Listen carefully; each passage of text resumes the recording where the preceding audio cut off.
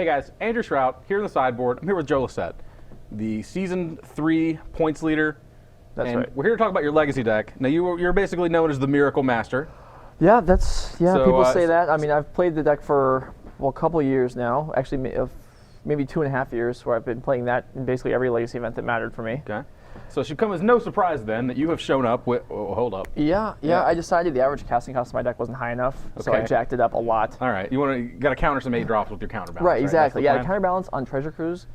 Sure, I needed more 8s. Okay, so, fair enough. So I put some in. All right, that seems like a reasonable plan. All right, so Reanimator, the deck of choice. Yeah. So before we get started with the cards, how do we get away from the deck you've been playing for so long? Well, so it does seem like a very sudden change. In my mind, this is something I've been thinking about for about 4 months now. Okay. So in my mind, it's not that I finally left Reanimator. Miracles is I'm finally playing this. Okay. I think this deck is very strong. It always has been. Sure. And Graveyard Hate is more limited now. I mean, it's still out there, but there's not as much. Mm-hmm. And there's Deathrite Shamans aren't running all over the place like they have been for a long time. So, and Miracles is, I still really like it, but some of its problem matchups like this I imagine there'll be a lot of Delver decks. We've talked about earlier, everyone knows this is a small field, you can predict some of it. Mm-hmm. There's going to be some Delver decks. The Miracle matchup against Delver is not as good recently as I would like it to be because of Treasure Cruise, and I feel like here I can just crush them. Okay. And certainly you're going to catch some people by surprise. Yeah, too, and that's a big part of it too. Is in such a small event there's likely 15 players that went to this event saying, well, Legacy, we know Joe's playing Miracles, so I'm not. Right, so anyone that brought 12 posts in order to get a few free wins, sorry. Yeah. All right. So we'll go through the cards. You're not just playing Reanimator. There's actually there's some fanciness to it. We teched it up a little bit, or I teched it up a little bit, but yeah. So we have the creature package. Sphinx is kind of the only one of these that's not played in. Sure. These are played in every Reanimator deck. Every Reanimator, 4 Gristlebrand, 1 Elfstorm. Yeah. Sphinx is fantastic against Blue Red Delver, Bug Delver, because it's like Gristlebrand. It's a huge guy with lifelink, which is really important. But Gristlebrand, does have to tap in order to gain life, whereas Sphinx just against Delver decks, you don't need to draw cards. They can't beat this. Sure. So the vigilance is more important than the draw card ability against some matchups. So that's why it's here. Another reason it's here is that Caracas doesn't touch it. Sure. And I tried to push the number of creatures that are immune to Caracas in the deck. Yeah. So, just a reasonable number of uncaracasables, 3 total, it looks like. Yeah, so 3 guys that can't get hit by Caracas, and also 8 total guys, which I looked at a lot of Reanimator lists. I read the threads on the source and different places, and everyone that does well, I look at their list, and it seemed like 7 to 9 is the range of big creatures, with 7 being by far the most common. Okay. I'm running 8, which partially because of a reason we'll get to later on. But yeah, I just wanted to basically have one guy in my opening hand a lot of the time. Okay. And so we're running 8, and because we're running 8, the Sphinx was able to slip into the deck. Okay.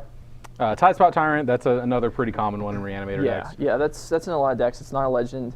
It's very strong against things like Death and Taxes, where for one thing, they have a ton of Caracas in that deck. Right. But another thing is just you can set their threats back and just your whole deck is cheap spells for the most part, aside from all the 8 drops we're looking at right now. Right. And so just keep them back and just get in over time, and it's a pretty strong card overall. Right. And Sire of Insanity is not like a stock inclusion in Reanimator decks. It's maybe not stock, but it's kind of maybe getting there. It's not rare. So I'm playing this over Iona for one, it's not a legend, and then also because of some stuff we'll see later on, where we're trying to be very fast here. Okay. And Sire early is obviously very powerful against basically anyone that doesn't have mana untapped. Gotcha. Like Death and Taxes has a ton of Swords of Plowshares, but if they're tapped out and this comes down, it doesn't matter. Okay. So and it's very strong against most combo decks and things like that. 4 Reanimates, we'll kind of get to the meat and potatoes of the deck. This is no surprise. You have Entombs and Exhumes. Reanimate, Exhume, Animate Dead. So a lot of Reanimator decks now are running 4 Reanimate, 4 Exhume, 2 Show and Tell. We're not doing that here. Okay. Animate Dead works particularly well with Tidespot Tyrant because you can save it by casting a Brainstorm or something, bouncing the Animate Dead, and then recasting it next turn. which is nice. Yep. But also, it's just, again, we're trying to be, there's no show and tell costs 3 mana. Sure. We're trying to be underneath that. Okay. So, and again, it's also the density. Playing more creatures than is generally common, playing more reanimation that's generally common. Sure. And then obviously Entomb, everyone. That's the most important single card in the deck. Yeah. Speaking of gotta have it. Yeah, so everyone's going to have Brainstorm. Nearly everyone will have 4 Careful Studies. Only 2 Ponders. So I started with 4 Ponders. Actually, a fair number of cards have come in and out of this deck as I've been occasionally working on it. Like, it hasn't been something that I've like devoted myself to, but when I have time and I have, you know, someone, a friend of mine who's free in real life, then we've been putting some games in over time. And like, Ponders went cut down again because just trying to have more density of the business stuff. This finds those things, but trying to just have them. Okay. Just want to be as fast as possible. Yeah. We're trying to be brand new quick, and so the Firestorms. I mentioned some spice. This is the first red card we've seen. So. That's true, yeah. So Firestorm is obviously great against Delver. It's also very strong against Elves, anything with Deathray Shaman. Sure. Against like a Bug Delver deck, which is not an easy matchup. Let's say they play turn 1 Deathray Shaman. All right. Then you cast Firestorm for 2 and discarding a guy. Now, let's say they have a counter. Are they going to force the Firestorm to protect the Deathray Shaman? Or are they going to save the force for your reanimation spell, in which case the Deathray Shaman dies? Either way, you're in decent shape because it's just an uncounterable outlet, which is really valuable, even against anything like all the times I've played Miracles. If someone plays Careful Study, I'll counter that. It's because, but here you can't stop it. I mean, you can counter the spell, but the creatures are in the graveyard, and that's what's important. Yeah, you might not be able to tell that by actually reading the card here, because this is some Visions or Weatherlight, some old text. But the actual Oracle text it's part of the cost. Yeah, discarding is part of the cost, so you can always it works. Yeah. Then of course 4 days. Then we have counters, which I actually tried several other things besides days, but again, when I decided to push it for speed, it was like, well, days is the best one here. Sure. Onto the mana base. We have some land. Some red land. So we have some fetches. We have 2 red mana sources to cover the Firestorms, and then we have this fancy number. So we have Gemstone Cavern here, which, as far as I can tell, has basically never been used. Okay.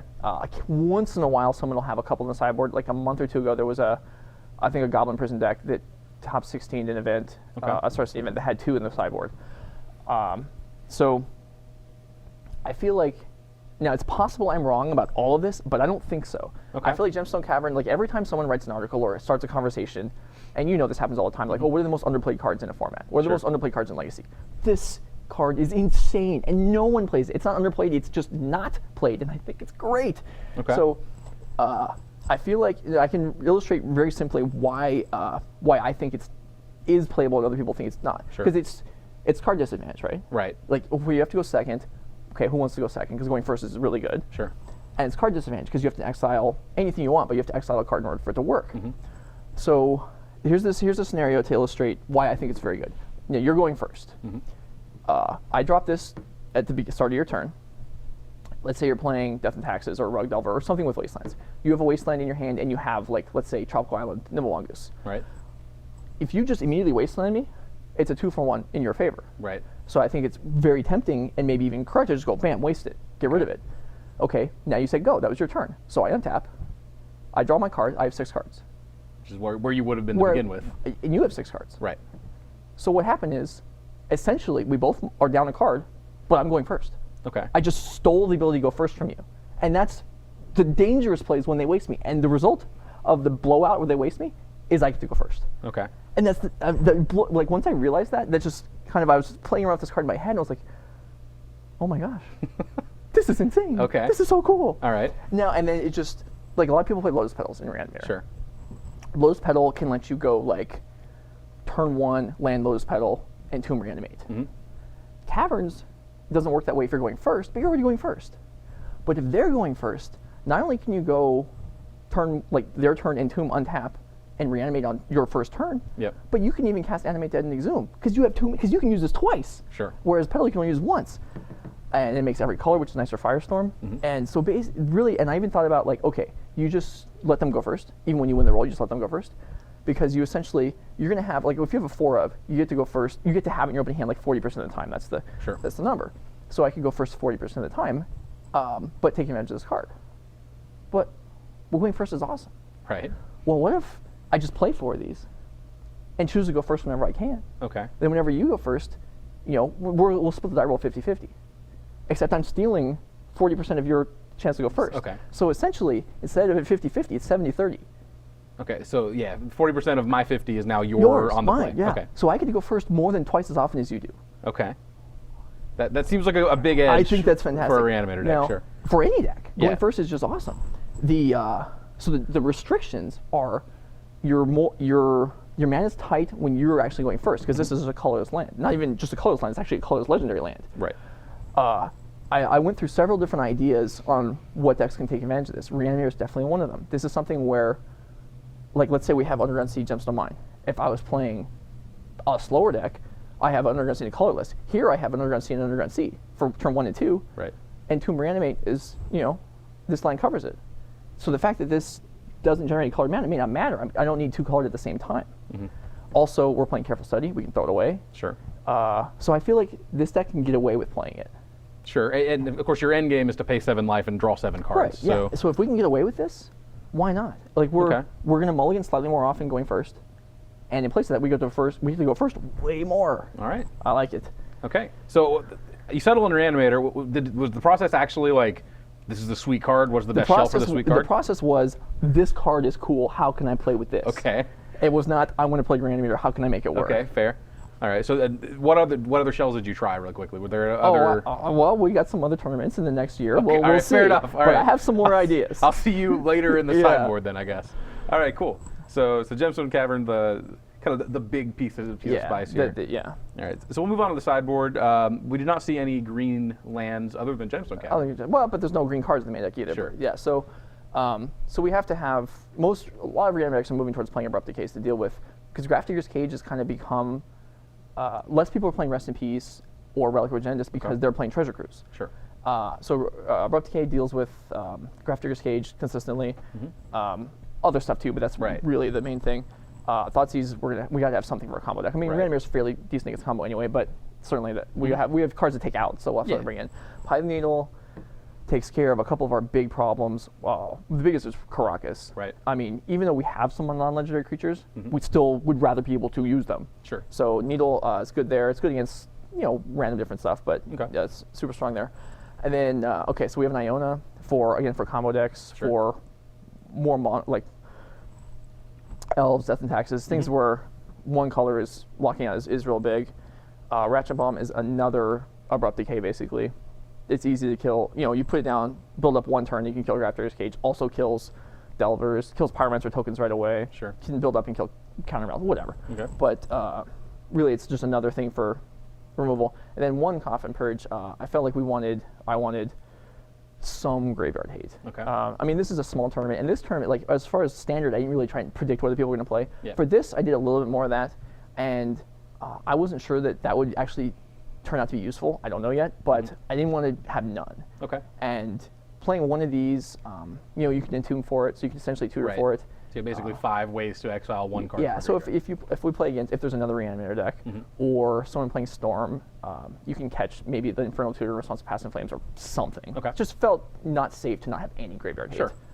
All right, and then rounding out the sideboard, some high impact, some heavy lifters. So here. another condition of the Cavern is it limits the sideboard. Sure. Because while we can get away with going first and having the deck, it's not ideal.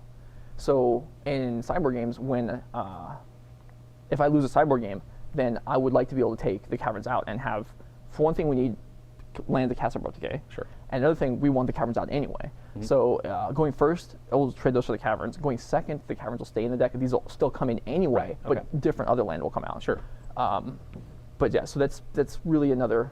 We don't get to play 15-card sideboard with Caverns in the deck. I mean, you could, but that's pretty dangerous. You have to adjust for the games when you actually know you're going to be on the play. Yeah. Okay.